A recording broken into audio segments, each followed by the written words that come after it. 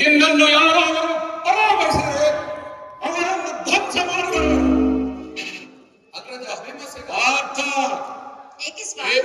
ಮೌನ. ನಿನಗೆ ಸಂಕಟ ನೀಡಿದವರ ಯಾರು ಹೇಳು? ಸುಮ್ಮನಿದ್ರ ಆದಿತ್ಯೇ. ಏಕೆ ಸ್ವಾಮಿ, ಏನಾಯ್ತು? ನಿಮ್ಮ ಭಯವನ್ನು ನೋಡಿದ್ರೆ ನನಗೂ ಸಹ ಭಯವಾಗುತ್ತಿರುವುದು. ಅಗ್ರಜ ಭೀಮಸೇನ, ಅಂತಹ ವೀರತನಕ್ಕೆ ನಾನು ಹೆದರಲಾರೆ. ಆದರೆ ಇದುವರೆಗೂ ಇಂಥ ಸಂದರ್ಭಗಳು ಬಂದಿರಲಿಲ್ಲ. ಕಾರಣಾಂತರವೋ ಕಾಲವೈಪರೀತ್ಯವೋ ಕಾಪಾಡೆ ಹೀಗಾಗಿ ಹೋಯಿತು. ಏನಾಯಿತು ಸ್ವಾಮಿ? ತಮ್ಮ ನನ್ನಲ್ಲಿ ನಿನಗೆ ಅನುಮಾನವೇ? ವೈರಿಗಳಾದ ಅಥವಾ ಯಾರಾದರೂ ಜನರೇ? ಹೇಳು ಅರ್ಜುನ, ಹೇಳು. ಅಣ್ಣ, ನನ್ನನ್ನು ಎದುರಿಸುವ ವೈರ್ಯಾರು, ಆದರೆ ಅದರ ಸಂದರ್ಭವೇನೂ ಇಲ್ಲ. ಅದು ನನ್ನ ಸ್ವಂತ ವಿಷಯ.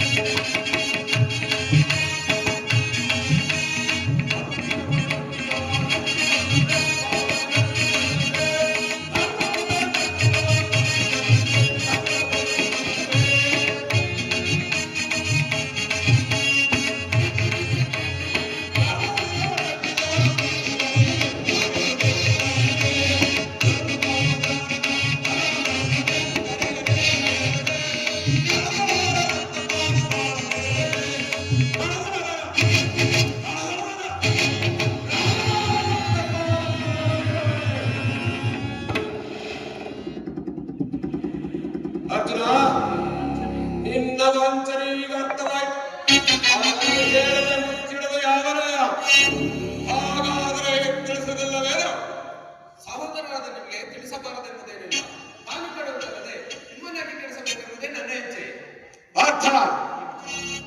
ಈ ವಿಚಾರವು ಈಗ ತಿಳಿಸಿದ್ದರೆ ಮುಂದೆ ಏನೇನು ಅನಾಚಾರ ಆಗುತ್ತದೆ.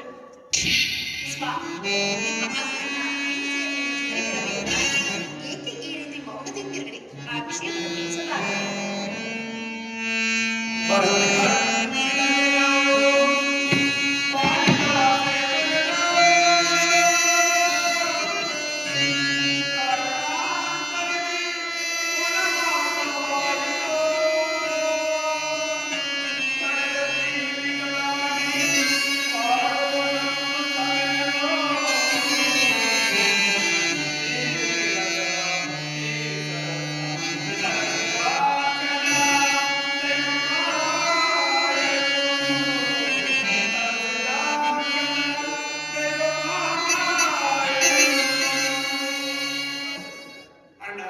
ಅಣ್ಣ ತಮ್ಮಂದಿರಾಗಿ ನಾವು ಐವರು ಜನಿಸಿದರು. ಆಧಾರವಿಲ್ಲದೆ ಅರಣ್ಯ ಬಂದವರು ಐವರು ಕಳೆದರು. ಆದರೆ ಈ ಸಂದರ್ಭದಿಂದ ಈ ಐವರಲ್ಲಿ ವಿರಸವೋ ಸರಸವೋ ಶೋಕವೋ ತಿಳಿಸಿ ಬಾಧೆ ಪಡುವುದಕ್ಕಿಂತ ತಿಳಿಸದೆ ಸುಮ್ಮನಿರೋಣವೆಂದೇ ಇರುವೆ. ಸಹೋದರ, ಏನು ಬಹಳ ಕೌತುಕವಿಲ್ಲ.